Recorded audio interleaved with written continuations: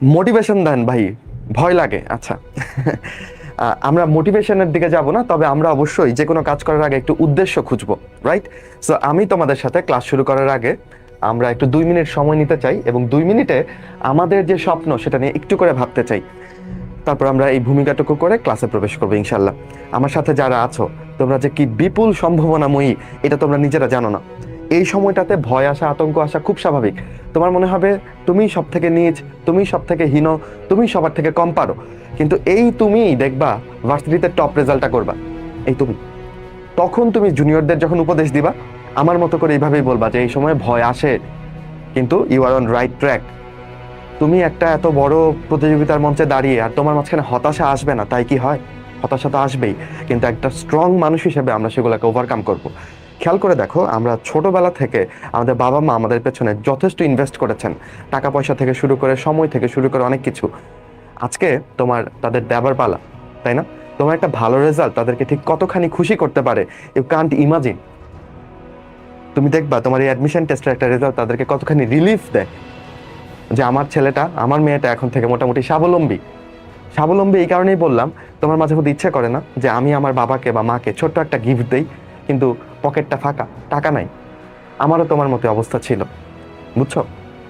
তো আমার মনে পড়ে আমি যখন মেডিকেলে আসলাম, ঢাকা মেডিকেল কলেজে, আমি প্রথম বছরেই আমি কিছু ইনকাম করতে পারলাম স্টুডেন্টদের পড়িয়ে বা এরকম উপদেশমূলক কথা বলে। সেই টাকাটা আমি জমালাম, আমার মাকে আমি একটা গিফট কিনে দিলাম। আমার মা কোনোদিন হিরে পরেন নাই, তার আগে আমি একটা হীরের একটা ছোট্ট নাকফুল কিনে দিলাম। আমার যে সেই কি আনন্দ, মানে এটার অনুভূতিটা এখনো সযত্নে আমার হৃদয়ে রাখা। আমার বাবাকে আমি একটা দামি ঘড়ি কিনে দিছিলাম। তো দেখো, এখন আমি চাইলে আরো অনেক কিছু কিনে দিতে পারি, সৃষ্টিকর্তা সেই ক্ষমতাটা আমাকে দিচ্ছেন, আলহামদুলিল্লাহ। কিন্তু ওই যে প্রথম এই 12 বছর ধরে স্বপ্ন দেখছি যে কোনো একদিন নিজে কামাই করে বাবাকে কিছু একটা দিব, মাকে কিছু একটা দিব, সেই সুযোগটা কিন্তু আমি এই মেডিকেলে চান্স পাওয়ার মধ্যে দিয়ে আলহামদুলিল্লাহ পেয়েছি। আমি এটা বলছি না যে যদি এখানে না পড়তাম বা ভার্সিটিতে না চান্স পাইতাম তাহলে আমি এটা করতে পারতাম না।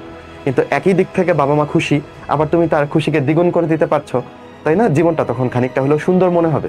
আমার কথায় কেউ মিসআন্ডারস্ট্যান্ডিং ভাবে নিও না, মানে তুমি চিন্তা করো না যে ভার্সিটিতে পড়াশোনা নাই, মেডিকেলে বা ইঞ্জিনিয়ারিং এ পড়াশোনা নাই, এভাবে চিন্তা করলে ভুল হবে। কষ্ট থাকবে, জীবনে সবসময় সংকট থাকবে, কিন্তু সেটাকে কাটিয়ে আমরা এই ক্ষুদ্র ক্ষুদ্র আনন্দগুলো আহরণ করতে পারলে জীবনটাকে আর বোরিং লাগে না। আচ্ছা, সো আমি, এগুলো প্ল্যান্ট ছিল না, বাট তোমাদের কাছে অনেক কথাই বলে ফেললাম। সো তুমি যখন পড়তে বসবা, আগে একটু চোখ বন্ধ করে চিন্তা করো, আমি এত খাটতেছি কেন, কিসের লোভে খাচ্ছি? এই যে 2 ঘন্টার ভাইয়ের বায়োলজি ক্লাস করবো, 2 ঘন্টার কমও হতে পারে, লেটস সি। তো এইখানে আমি কেন করছি, আমার উদ্দেশ্য কি, আমার এই ক্লাস থেকে আমার বেনিফিট কি, এগুলো ভেবে নিয়ে তারপর কাজে লাগো। আর যারা এখনো মনের মধ্যেই দোটানায় আসছো, তারা কিন্তু পিছায় পড়বা। সো মানসিকতা দিয়ে আগায় থাকতে হবে, মাথায় রাখবা তুমি একটা স্ট্রং মানুষ হও, ঠিক আছে? চিন্তা ভাবনায় স্ট্রং হোক।